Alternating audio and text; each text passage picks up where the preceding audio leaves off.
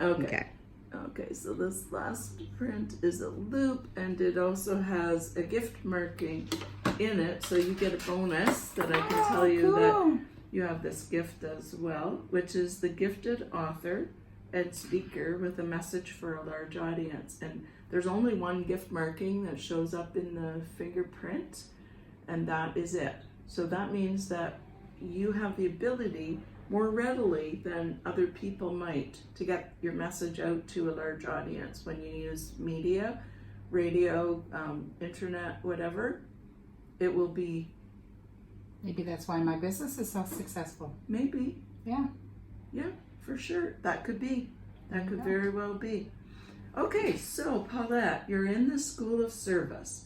And the School of Service is the School of Spirit.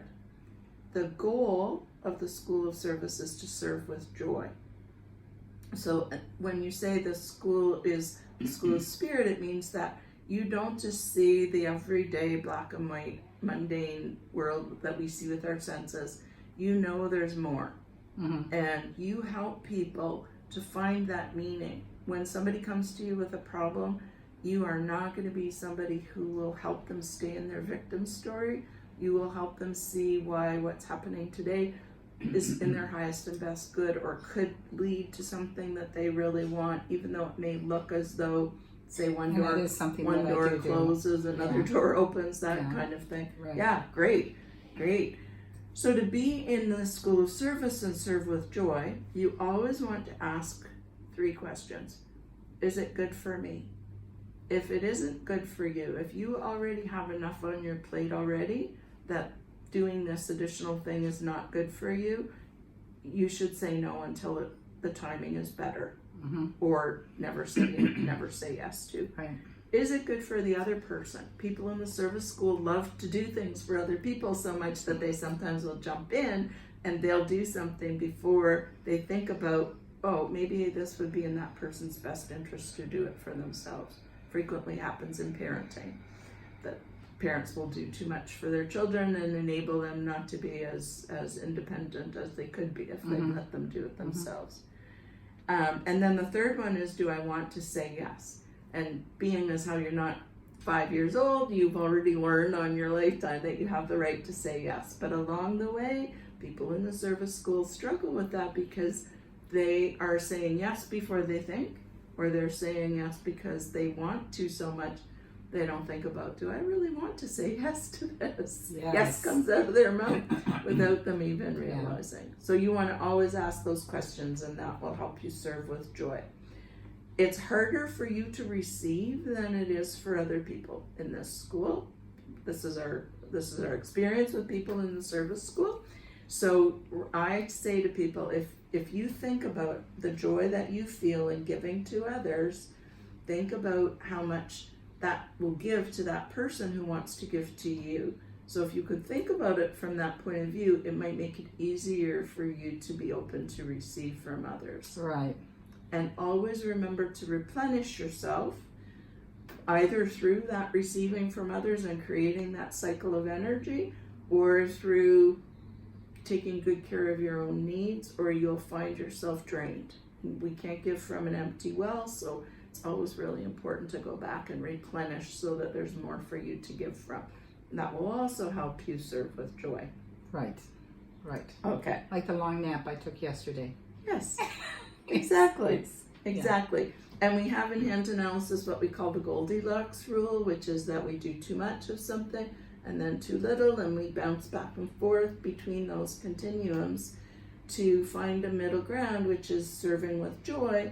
Your too much is servitude, where you're never doing it out of joy. It's coming from a sense of obligation, or I don't have the right to say no. And then self-indulgence, when I've done so much for other people, it's like, okay, go away, it's all about me. Neither one of which is satisfying to anybody in that school. So finding that middle ground will come from asking the 3 questions. Cool. So your life purpose is to be the creative leader and master of family and community who serves with joy.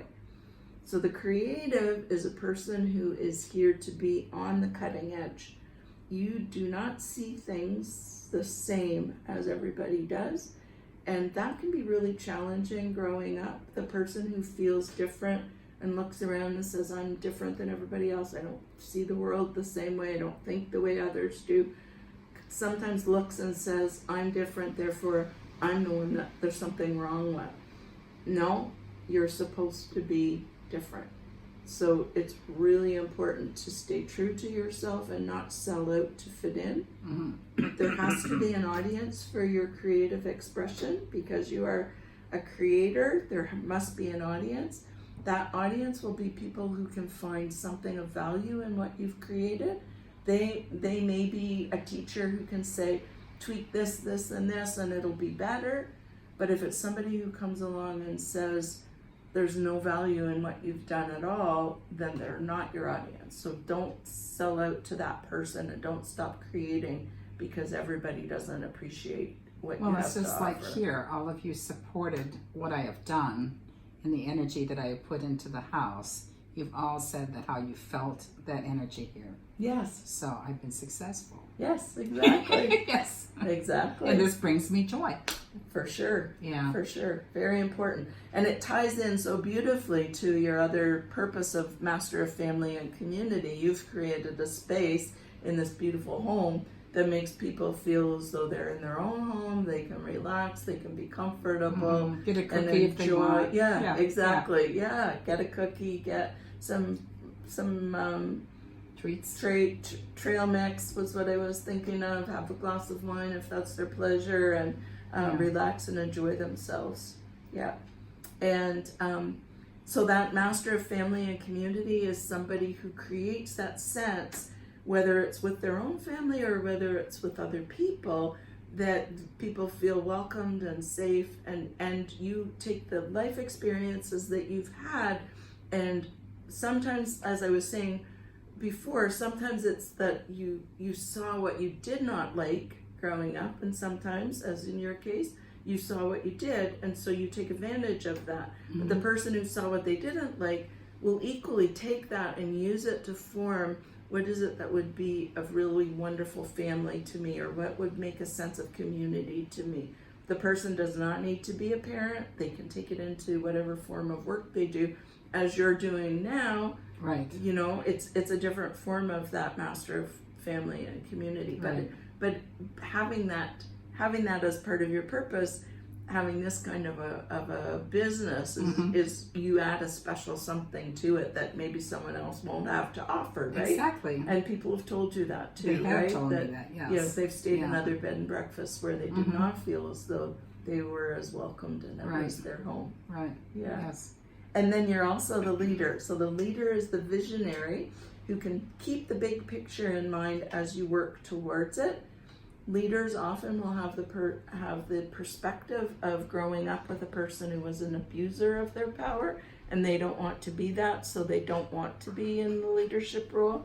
However, your soul's intention for you was that you be that leader. So that comes from being able to put your foot down and set boundaries and say to people, no, get back on task here, or these are the rules, this is what you have to do in order for us to succeed in our goal.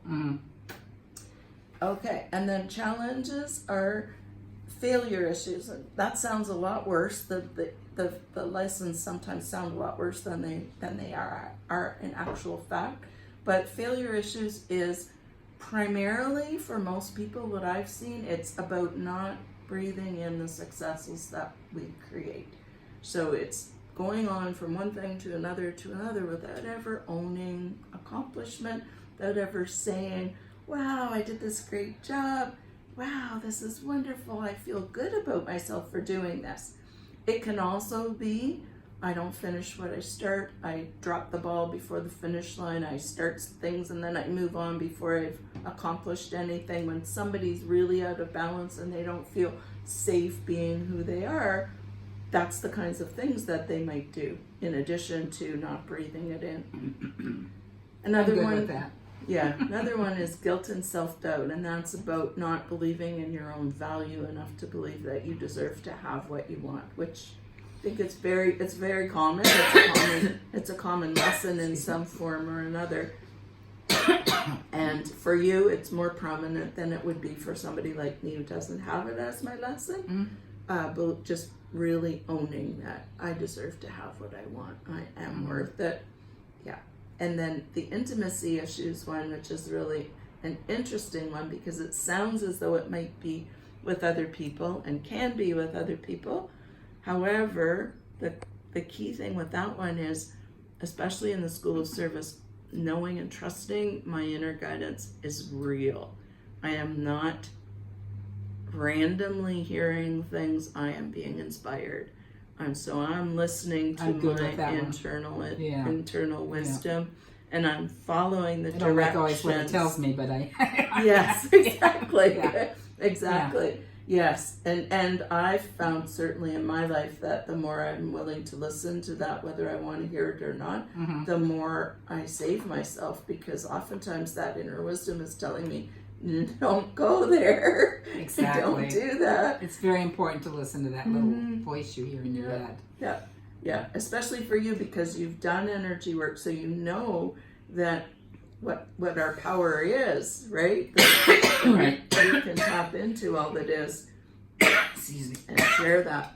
So my Allergies. recommendation is to believe in yourself, your value, and your guidance. And when you do that, you will be this wonderful creative leader and master of family and community who serves you with go. joy. Thank You're you. welcome. Very Thank you. interesting. Thank I you. enjoyed it. Thank you. Thank you.